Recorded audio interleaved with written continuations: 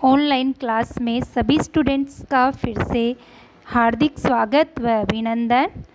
आज हम प्लेटो की शिक्षा व्यवस्था के बारे में अध्ययन करेंगे कि प्लेटो की शिक्षा पद्धति कैसी थी और प्लेटो की शिक्षा व्यवस्था की विशेषताएं, आलोचना व महत्व, इन सब पर आज चर्चा करेंगे। हमने प्रीवियस वीडियो में प्लेटो के न्याय सिद्धांत के बारे में अध्ययन किया और प्लेटो के चिंतन का केंद्र बिंदु न्याय ही है और न्याय की प्राप्ति के लिए वह दो साधनों पर जोर देता है, शिक्षा व्यवस्था और साम्यवाद की बात करता है।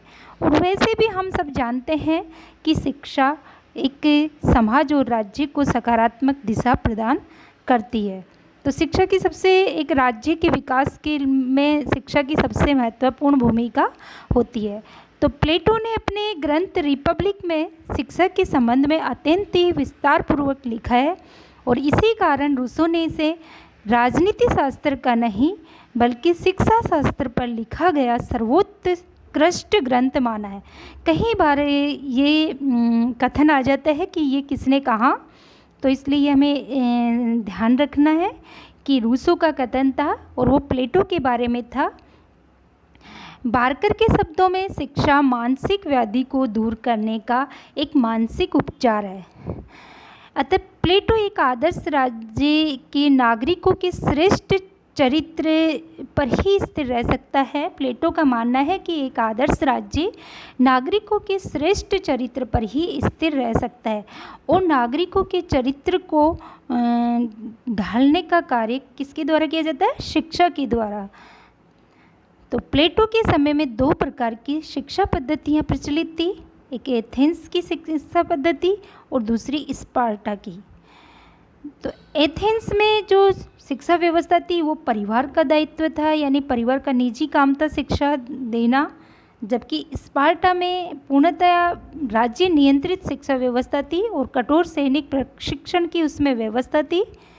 स्पार्टा में वैसे पुरुष और स्त्री दोनों के लिए समान शिक्षा की व्यवस्था भी थी। तो प्लेटो ने दोनों के गुण दोषों का उस टाइम जो तत्कालीन परिस्थितियों में जो प्रचलन में थी उन दोनों का अध्ययन किया और इन दोनों ही प्रकार की शिक्षा पद्धतियों के आधार पर फिर अपनी जो शिक्षा योजना प्रस्तुत की, जिससे हम आगे पढ़ेंगे। यानी प्लेटो अपनी शिक्षा योजना को दो भागों में बांटता है, प्रारंभिक शिक्षा और उच्च शिक्षा। पहले हम प्लेटो की प्रारंभिक शिक्षा के बारे में जान लेते हैं कि प्लेटो की जो प्रारंभिक शिक्षा है वो 6 से 20 वर्ष के लिए होती है और ये सबके लिए एक समान होगी।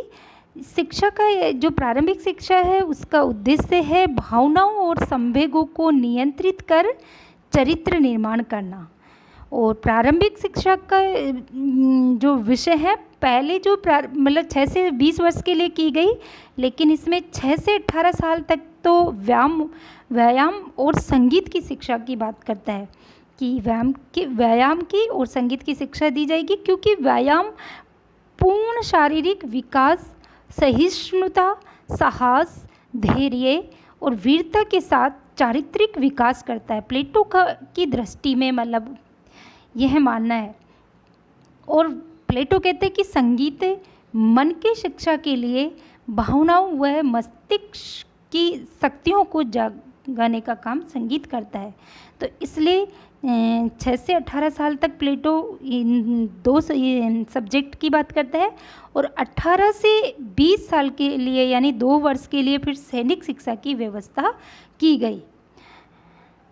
फिर आगे हम प्लेटो की जो शिक्षा योजना में जो दूसरी है उच्च शिक्षा, हायर एजुकेशन, 20 से लेकर के जो 50 साल तक चलती है। तो इसमें प्रारंभिक शिक्षा तो हमने देखा कि सभी के लिए होती है समान रूप से, लेकिन जो उच्च शिक्षा है वो केवल शासक वर्ग के लिए है। और वो कैसे, देखो कि 20 वर्ष पर जब एक प्लेटो कहता है कि एक परीक्षा होगी, बौद्धिक एवं क्रियात्मक परीक्षा, और उस जो परीक्षा में अनुत्तीर्ण होंगे यानी उसमें जो पास नहीं होंगे वो सैनिक व उत्पादक क्लास में जाएंगे। यानी सैनिक व उत्पादक वर्ग में हमने प्रीवियस वीडियो में पढ़ा था कि समाज में 3 वर्ग होते हैं, शासक वर्ग, सैनिक वर्ग और उत्पादक वर्ग। तो प्लेटो कहते हैं कि जब 20 साल पर जब परीक्षा होगी उसमें अनुत्तीर्ण रहने वाले सैनिक एवं उत्पादक वर्ग में जाएंगे, और जो उत्तीर्ण होंगे फिर वो उच्च शिक्षा की उनके लिए व्यवस्था की जाएगी, उच्च शिक्षा की वो पढ़ाई करेंगे उच्च शिक्षा के लिए। तो 20 वर्ष की आयु से फिर उच्च शिक्षा प्रारंभ हो जाती है, और उन्हीं योग्य और कुशाग्र व्यक्तियों को दी जाएगी उच्च शिक्षा जो भविष्य के आदर्श शासक बनने की योग्यता रखते हैं। प्लेटो की दृष्टि में शासक का गुण जो सबसे इम्पोर्टेंट है, मतलब वह है ज्ञान व विवेक, और इसीलिए वह अपने पाठ्यक्रम में ऐसे विषयों की बात करता है कि जो मस्तिष्क को विकसित करते हैं, जैसे गणित, ज्योतिष और तर्कशास्त्र, इस पर जोर देता है। फिर प्लेटो कहते हैं कि 20 से 30 वर्ष यानी 10 साल तक फिर गणित, ज्योतिष, दर्शन शास्त्र की शिक्षा दी जाएगी और उसके बाद फिर 30 साल पर फिर एक परीक्षा होगी, और जो परीक्षा में फिर असफल होगा वो साधारण अधिकारी बनेंगे, और परीक्षा में जो सफल होंगे उन्हें फिर 35 वर्ष की आयु तक द्वंद्ववाद की शिक्षा दी जाएगी, यानी 30 से 35 यानी 5 साल तक उनको द्वंद्ववाद की शिक्षा दी जाएगी। द्वंद्ववाद के मतलब विशुद्ध तत्व का ज्ञान, यानी वाद विवाद की कला है एक तरह से, और उसमें सर्वोच्च ज्ञान की समीक्षा होती है, और इस ज्ञान को प्राप्त करने वाला ही प्लेटो कहता है कि शासन का अधिकारी होगा। तो प्लेटो कहते हैं कि उच्च शिक्षा का उद्देश्य शासक अथवा दार्शनिक राजा को उत्पन्न करना है, और जिसका राज्य में सर्वोच्च स्थान होगा। और प्लेटो का मानना है कि जब 35 वर्ष की औपचारिक शिक्षा के बाद भी वो कहते हैं कि व्यवहारिक अनुभव भी जरूरी है, क्योंकि सैद्धांतिक ज्ञान से ही काम नहीं चल सकता, क्योंकि पूर्ण ज्ञान की प्राप्ति के लिए सैद्धांतिक और व्यवहारिक दोनों ज्ञान आवश्यक है। तो इसीलिए प्लेटो की दृष्टि में उनका मानना है कि व्यवहारिक ज्ञान के बिना सैद्धांतिक ज्ञान व्यर्थ है, और सैद्धांतिक ज्ञान के बिना व्यवहारिक ज्ञान अंधा है। तो इसीलिए प्लेटो कहते हैं कि 15 वर्ष अर्थात फिर 35 से 50 साल तक संसार या जीवन की जो पाठशाला में थपेड़े और धक्के खा करके व्यवहारिक ज्ञान प्राप्त करने की अवस्था, यानी 15 साल तक जो पूरी परीक्षाओं में खरा उतरेगा, व्यवहारिक ज्ञान प्राप्त करेगा, तभी वह दार्शनिक राजा बन सकता है। तो 50 वर्ष की अवस्था तक सांसारिक जीवन की जो कठोर परीक्षाओं, लोक व्यवहार तथा शास्त्रों का गंभीर ज्ञान रखने वाले दार्शनिक ही राजा बनने के अधिकारी है प्लेटो की दृष्टि में। तो एक तरह से प्लेटो की शिक्षा व्यवस्था कब से कब चलती है, यानी 2 से लेकर के और 50 साल तक, और 50 वर्ष तक मतलब सारी परीक्षाओं में खरा उतरने के बाद ही एक व्यक्ति राजा बन सकता है। प्लेटो ये भी कहता है उसके बाद भी स्वाध्याय जरूरी है। तो प्लेटो की शिक्षा व्यवस्था की जैसे हम इस आधार पर कुछ विशेषताएं निकल करके आती है कि प्लेटो की शिक्षा व्यवस्था स्त्री और पुरुष दोनों के लिए है। यह प्लेटो का एक क्रांतिकारी विचार था, क्योंकि वो दोनों को समान रूप से मतलब शिक्षा लेने का उत्तराधिकारी बनाता है। प्लेटो ने शिक्षा को जीवन का अल्पकालीन कार्य न मान करके एक आजीवन चलने वाली प्रक्रिया माना है। दर्शन व बौद्धिक शिक्षा द्वारा आदर्श शासकों का निर्माण की बात करता है। वो प्लेटो कहता है कि जब तक दार्शनिक राजा ना ही होंगे और राजाओं में दर्शन की भावना नहीं होगी, तब तक नगर राज्यों की जो बुराइयां हैं उनका अंत नहीं हो सकता है।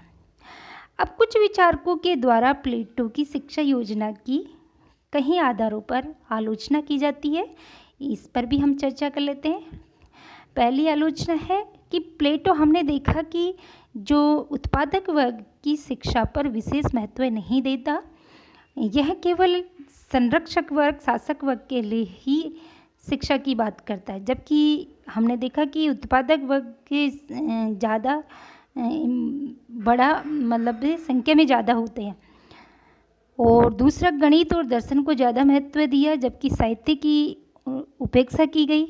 कवि और कलाकारों को राज्य के नियंत्रण में जकड़ने का प्रयास किया गया, जबकि कला की सृजनात्मकता के लिए स्वतंत्रता पहली शर्त है।